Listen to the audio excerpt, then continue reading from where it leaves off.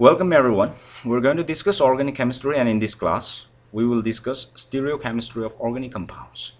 So first, stereochemistry refers to a condition where two or more molecules have the same molecular weight but they have differences in physical and chemical behavior due to the differences in the arrangement of atoms in three-dimensional space.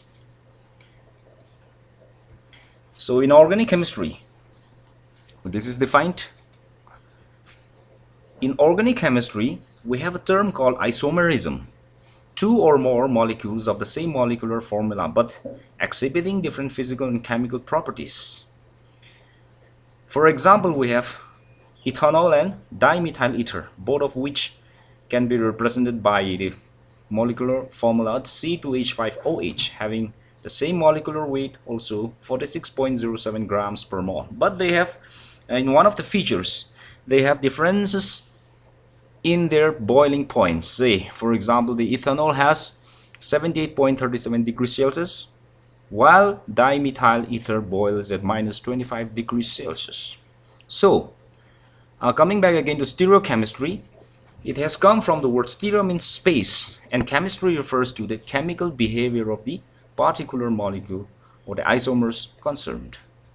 So, isomerism can be basically classified into structural isomerism and stereoisomerism.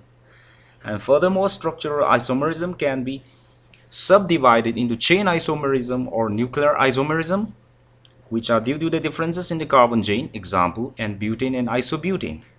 Position isomerism, this is due to the difference in the position of functional groups, for example 1-propanol and 2-propanol.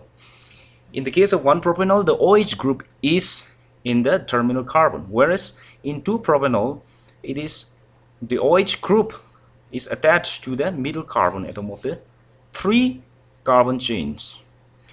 Functional isomerism we also have, which is due to difference in the functional groups. Example given is ethanol and dimethyl ether. They have the same molecular weight, same molecular formula, but one is an alcohol, one is an ether. And fourthly, we also have metamerism, which is due to the difference in the distribution of alkyl groups. Diethyl ether and methyl propyl ether are the examples. And lastly, we can have also tautomerism. This is a special case in the case generally found in esters, ketones, where two functional groups can exist simultaneously in dynamic equilibrium. The best example is ketoenol tautomers of ethyl acetoacetate. Now let's go to stereoisomerism. The classification again can be of three types: optical isomerism or enantiomerism. This is due to the difference in the direction of rotation of a particular molecule in a plane polarized light.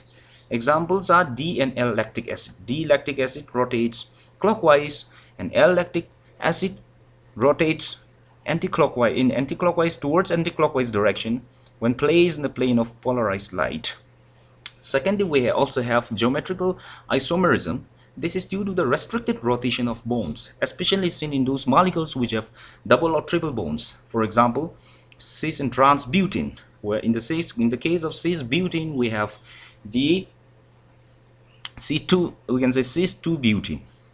The double bond, we have the two methyl groups on the same side. In the case of trans butene, we have the two methyl groups on opposite sides.